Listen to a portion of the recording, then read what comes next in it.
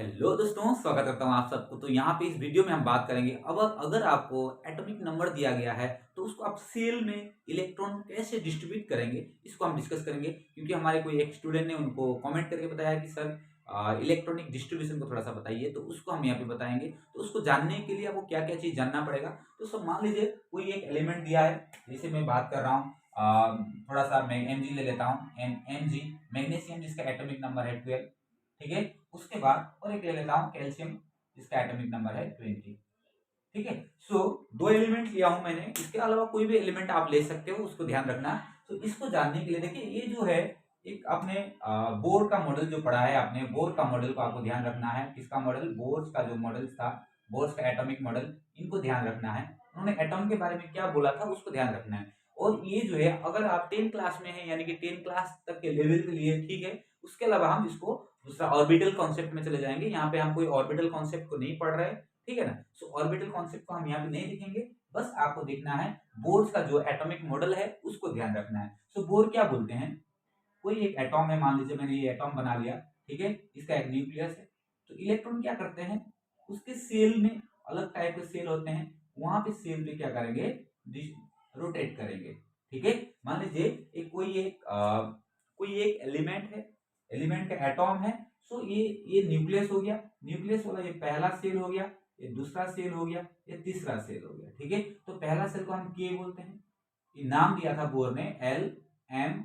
उसके बाद चौथा एन, इस तरह से आगे बढ़ते रहेगा, के एल एम एन, इस तरह से आगे बढ़ते रहेगा। ठीक है, तो के के लिए एन इक्वल टू 1, ध्यान रखिए। एल के लिए एन इक्वल टू 2 और एम के लिए एन इक्वल टू 3। उसके बाद उसी प्रकार से एन के लिए क्या हो जाएगा, एन इक्वल टू 4।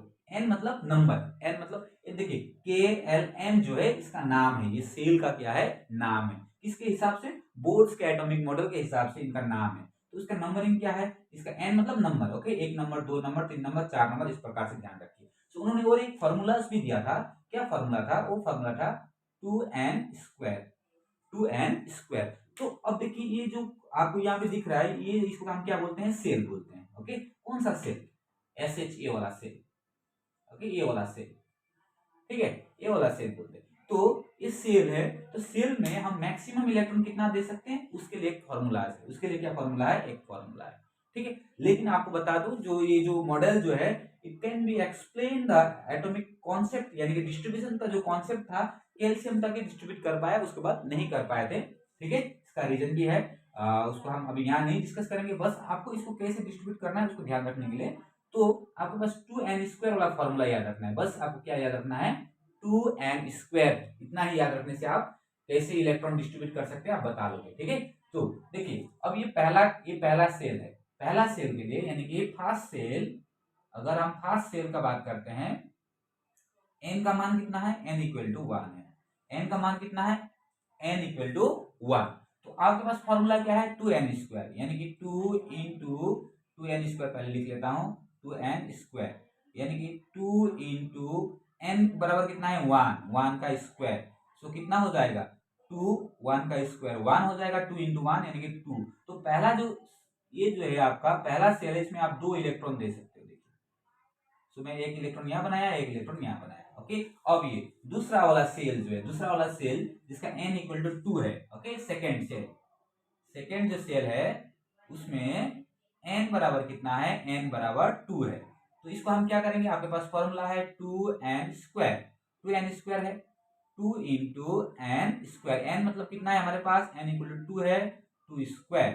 ठीक है, ये क्या हो जाएगा, 2 इंटू n² मतलब 4। ओके, n² का मतलब क्या हो जाएगा, 4 हो जाएगा। 2 इंटू 4 कितना हो जाएगा, 8। यानी कि सेकेंड जो सेल है उसमें आपको कितना इलेक्ट्रॉन देना है, 8 इलेक्ट्रॉन देना है। ठीक है, हम इस तरह से 8 इलेक्ट्रॉन यहाँ पे ड्रॉ कर देते हैं। 4 हो गया, 5, 6, 7, 8।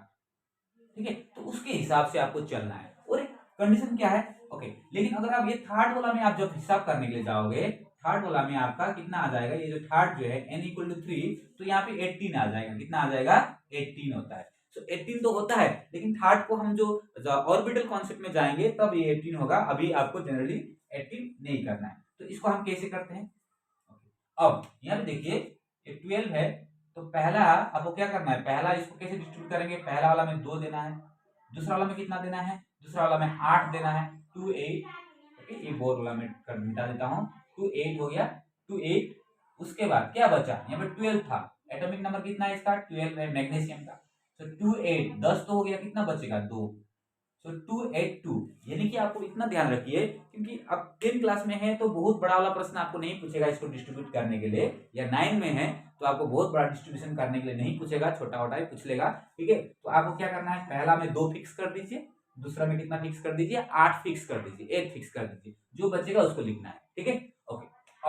अब लेकिन यहाँ कैल्शियम में क्या हो जाएगा, कैल्शियम में कितना है आपके पास 20 है, पहला में हमने 2 दे दिया, दूसरा में 8 आपको फिक्स कर देना है। ठीक है, अब कितना बचा, 10 बचा हमारे पास, और 10 बचा हुआ, यानी कि जो 20 इलेक्ट्रॉन है यहाँ पे, अगर उसका एटॉमिक नंबर 20 है यानी कि उसमें 20 इलेक्ट्रॉन होते हैं, ध्यान रखिए, इलेक्ट्रॉन जितना एटॉमिक नंबर उतना ही इलेक्ट्रॉन होंगे, उससे ज्यादा भी नहीं उससे कम भी नहीं। ओके, सो यहाँ पे 20 था, 2 8 हो गया, अब हमारे पास 10 बचा है, तो आप यहाँ पे 18 तो नहीं लिखोगे। ठीक है, सो कैल्शियम के पास 4 सेल होते हैं, तो यहाँ पे 1, फिर कितना हो गया 10, ये 8 कितना हो गया 18 हो गया, और यहाँ पे 2 कितना हो जाएगा, कैल्शियम का इस प्रकार से हो जाएगा। ठीक है, तो ध्यान रखिएगा 2 8 8 2, क्योंकि कैल्शियम का जो है कितना सेल होते हैं, 4 सेल होते हैं, यानी कि एन सेल भी होता है, याद रखिए। मैं और एक यहाँ पे अगर मैं ड्रॉ करता हूँ, कैल्शियम का 4 सेल होगा, एन सेल भी होगा। ठीक है, तो अब जब ऑर्बिटल कॉन्सेप्ट पढ़ेंगे तो समझ में आएगा। यहाँ पर आप बस इतना ही समझिए, कोई भी एलिमेंट लीजिए, अगर मैं क्लोरीन लेता हूँ Cl, अगर मैं यहाँ पे Cl लेता हूँ, दिख रहा होगा शायद Cl, क्लोरीन, क्लोरीन अगर मैं लिखता हूँ तो क्लोरीन का कितना होता है एटॉमिक नंबर, इसका है 17। तो हम इसको कैसे डिस्ट्रीब्यूट करेंगे, 2 8 और 7। ओके, 2 8, यानी कि पहला में 2 देना ही है, दूसरा में 8 देना ही है, उसके बाद क्या बचा, लास्ट वाला सेल में कितना बचा, 8 बचा। ठीक है, सो इस प्रकार से आप कोई भी एलिमेंट यानी कोई भी एलिमेंट यानी कोई भी एटॉम का इलेक्ट्रॉनिक डिस्ट्रीब्यूशन कर सकते हो bye knowing the Bohr's atomic model. Bohr's atomic model को आप समझ के अप टू 18, आपके 9 क्लास के बुक में 18 एलिमेंट्स को दिया गया है। ठीक है, 18 एलिमेंट्स तक कोई प्रॉब्लम नहीं होता है, इसलिए बोर्ड्स का भी कुछ लिमिटेशन है। लिमिटेशन है कि जो बड़ा वाला जो एलिमेंट है इस फॉर्मूला से या फिर उनके जो कॉन्सेप्ट से एक्सप्लेन नहीं कर सकते हैं। ठीक है, तो आशा करता हूँ ये आपको समझ में आया कि कोई भी एलिमेंट दिया होगा अप टू 18 है ना, 18 तक कोई दिक्कत नहीं है, 18 तक आप आराम से कर सकते हो, 18 तक में कोई भी दिक्कत नहीं है। वहां तक अगर आपको ये जो फॉर्मूलाज भी याद है, अगर पहला में 2 और दूसरा में 1 फिक्स है, ठीक है ना, और डिपेंड करता है कि कितना सेल है, उस एलिमेंट का कितना सेल है, उस एटॉम का कितना सेल है, उसके ऊपर डिपेंड करता है। आशा करता हूँ आपको समझ में आया होगा। अगर कोई भी कमेंट होगा आप जरूर कमेंट सेक्शन में लिखिए, मैं आपको समझाने की कोशिश करूंगा। Thank you for watching, God bless you.